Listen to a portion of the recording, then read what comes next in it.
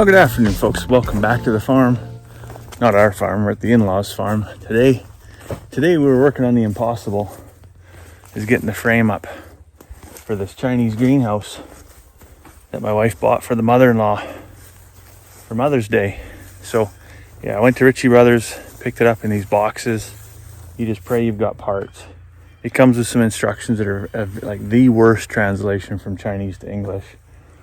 And so I think they got like 2 or 3 little things bolted together, and then it was like, we're done. We're gonna box it all back up and we're gonna send it back to China. And I'm looking at that and I'm thinking, it's just as much work to dismantle it and put it all back in a box. It's, you know, like that, absolutely destroyed. You might as well just take 2-3 weekends, whatever. This is weekend number 2. We got the frame standing.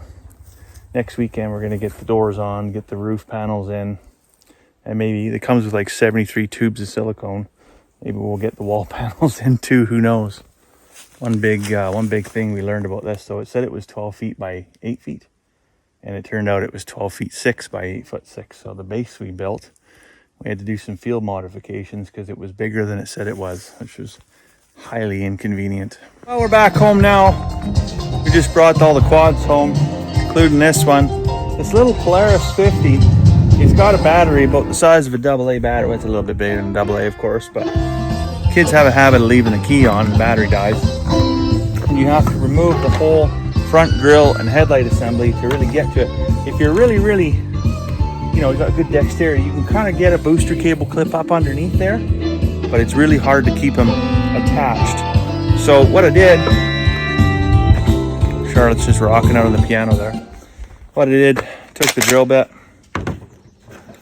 and drilled a hole right here and right here in those dips, and I'm going to put 2 little battery posts in there, and I'm just going to take a loop of wire from the bottom of the battery post to the actual battery post, and that way if that thing's dead, I can just hook a set of booster cables to it, or an auxiliary battery or battery charger, whatever I want to do there. I can just go clip, and I don't have to have a screwdriver. That's the biggest thing, is that you're out somewhere camping or whatever. I usually have a screwdriver with me, but that's not the point, right? It's because it's dead and it's halfway across the field.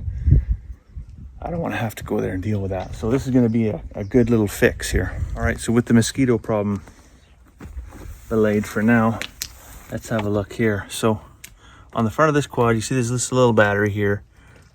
It seems like, oh, that's super accessible, but it's really not when you try to get in there with a set of alligator clips. So you can see I've just put a jumper lead up to a bolt stud, which comes out here. I've used the plastic of the quad as an insulator to come right up and through. So this is your negative side, and then over here, same on your positive side. Anyways, let's give this a try here. We'll see. Better hook that one up first.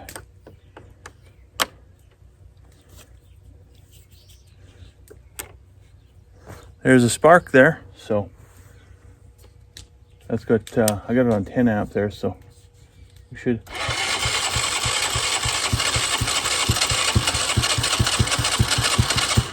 So not enough to turn it over, but it works. It'd be, if I had a 20 amp booster, actually I do got one. Where is it? It's in the back of the Gator. I'm not gonna try that right now, but yeah.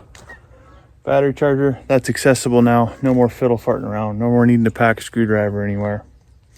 I think what I might end up doing, you can get those DeWalt conversion kits where you just run a 20 volt battery and a couple of leads off of it. I might even zip tie one of those bad boys up in there and just run a, you know, with an eyelet, just as a backup, or as a replacement battery for that piece of crap that's in there that is really only ever good for one season at a time.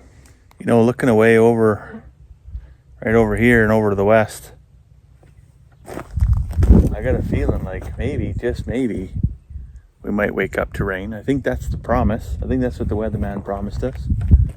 But who knows? We sprayed a bunch of fertilizer yesterday down in the northwest pasture, and then on the side of the hill here yesterday. And well, like anything, you need a little bit of rain to make it work better.